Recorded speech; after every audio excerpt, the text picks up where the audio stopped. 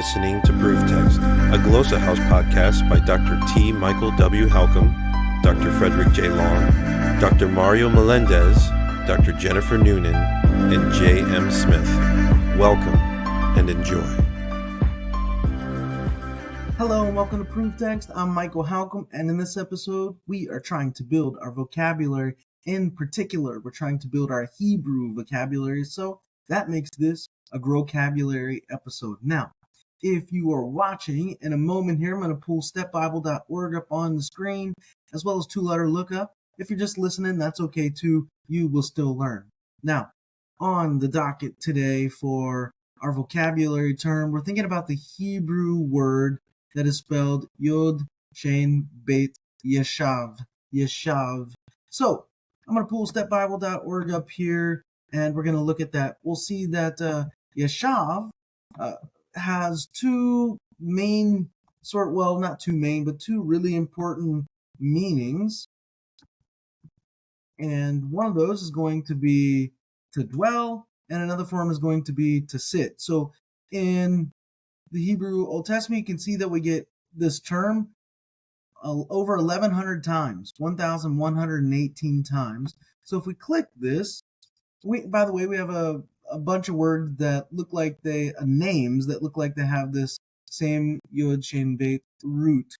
But we're interested in Yeshav. So you can see in Genesis 4:16 that we have Vayeshev. And here, this has to do with going out and dwelling, living. So there's that meaning. But this can also, of course, mean to sit. And we see in Genesis 4:20, we get Yoshev again. We get in Genesis 11:2, again, it's about dwelling or settling. We get Vayeshvu. And you notice that the Beit in these is not going to have the dagesh, so it gets that V sound. So in Genesis 13:6, we have Lashevet, and this also has to do with dwelling together. So you can think of, and by the way, it appears twice in this verse, Genesis 13:6. But when you're dwelling, right, in some spot, you're just sitting there. So it's not too far off. So let's go to two-letter lookup and have maybe a little bit of a closer look. So if you're watching, you'll see that on the screen. We get Yeshav, and we'll click that. You can see the first entry, well, even the lexical form, to sit down, to dwell, to remain, to settle, to marry.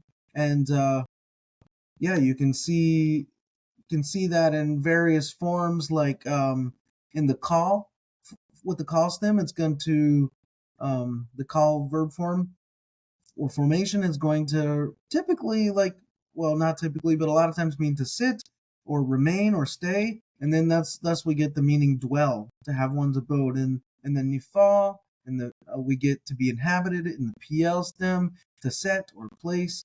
And in the hifil, to cause to sit, abide, dwell. Hofal is very similar, to be inhabited, to make dwell. And so you can see how these are related. Yeshav, in its various forms, has the idea of sitting or dwelling, typically. Yeshav. There was one form we saw when we were looking at Step Bible, Vayeshevet, I think it was. So let's go back and look at that. It was somewhere in Genesis. So we got Yeshev, Yeshavu, Vayeshavu. There we go. And it was that 13:6. We get shevet, the shevet, to sit or to dwell, kind of infinitive form here. Now, I go back to this one. It appears here twice, leshevet, for a mnemonic device. When I was little, I remember I used to have this old car called a Chevette. And you could sit in that. If you're very poor, you might have to dwell in that or live in that. So Chevette, leshevet, shevet. And so there you go.